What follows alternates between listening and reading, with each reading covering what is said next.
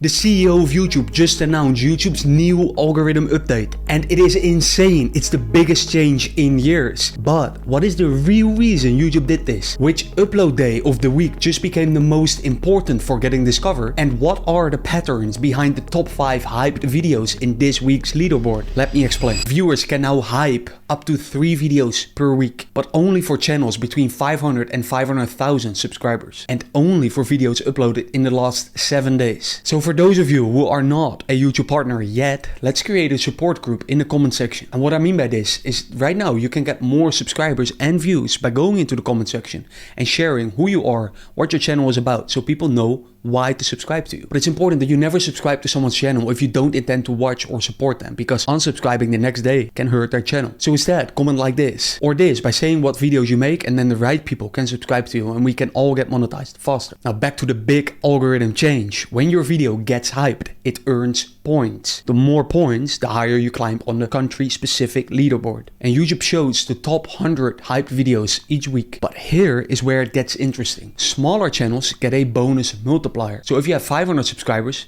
and get hyped, you earn 7,500 points. Whereas if you have 500,000 subscribers, you only get 50 points. YouTube calls this balancing the playing field. But there is a massive catch to this. You need to be in the YouTube Partner Program, in at least the lowest variant. That means 500 subscribers minimum, 3 uploads in the last 90 days, plus 3,000 watch hours in the last 12 months, or 3 million short views in the last 90 days. So the creators struggling to get their first 500 subs, or 3,000 watch hours, which is often far more difficult, they're completely shut out. While YouTube is calling this help for emerging creators, they have excluded the most emerging creators of all. So why did YouTube launch this? Well, this has little to do with helping creators, I think. It's about 3 things. First, of course, there is TikTok. TikTok's algorithm used to give unknown creators massive reach, while YouTube's algorithm still heavily favors established channels. And hype is YouTube's answer without actually changing their core recommendation system. More about this later. Second, the engagement time. Because when viewers check the leaderboards of the hyped videos, they could spend more time on the platform, especially if they really like this hype tab and they find great videos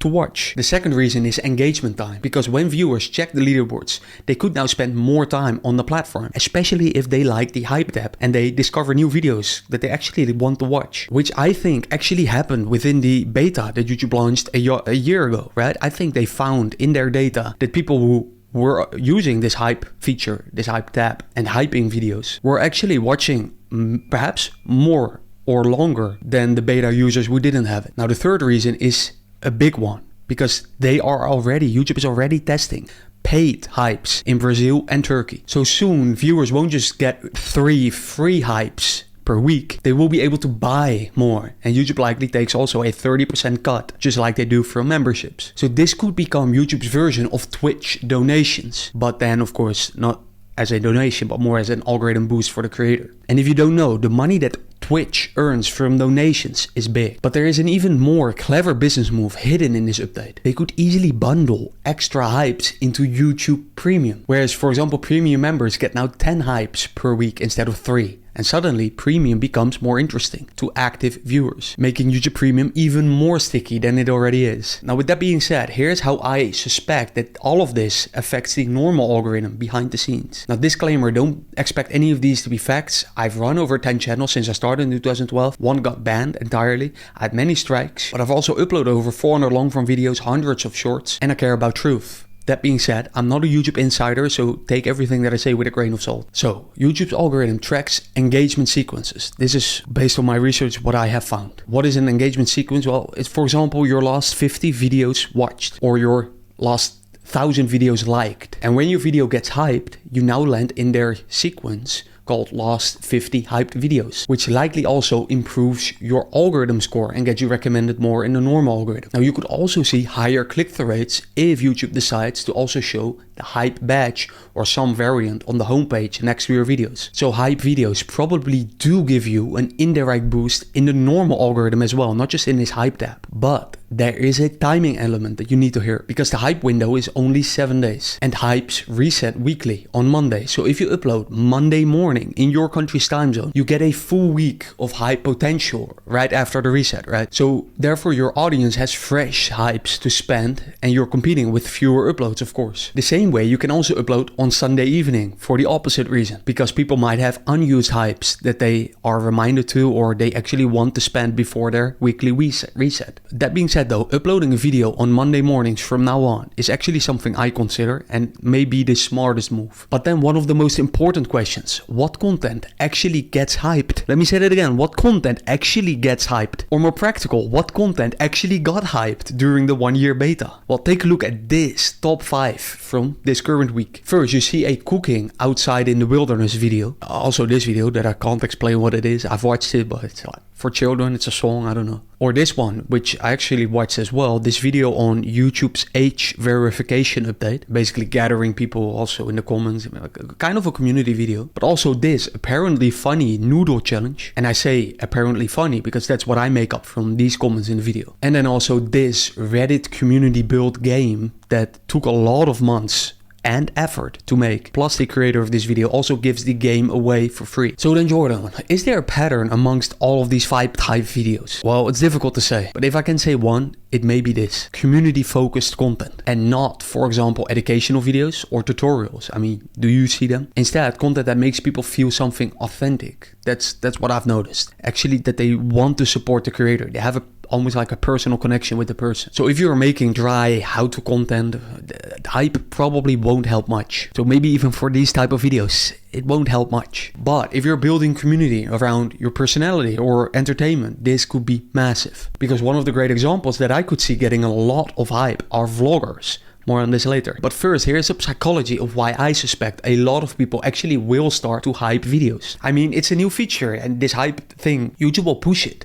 But will people actually use it? Well, hype, I think, taps into something deeper than just likes and comments. It seems more around ownership. Because when you hype a video, you're saying or you're feeling, I helped this creator being more successful. And you probably also get notifications when the video that you hyped climbs in the leaderboard. And there is artificial scarcity built in, because only 3 hypes per week makes, of course, each one more precious. So people won't waste hypes on mediocre content. Which is why I think this specific hype category will be created, with a lot of videos in them being quite different from what normally gets really pushed by the algorithm. This, of course, favors channels with true fans over channels with casual viewers. For example, vloggers, as I mentioned before, or gaming personalities, very niched communities. They or probably will be dominating the hype tab. That said, let me now show you what the early results has shown so far. In the first 4 weeks of the beta testing, users hyped over 5 million times across 50,000 channels, with around 30% of the viewers that hyped videos were between 18 and 24 years old. But this is more interesting. Here's another hype leaderboard,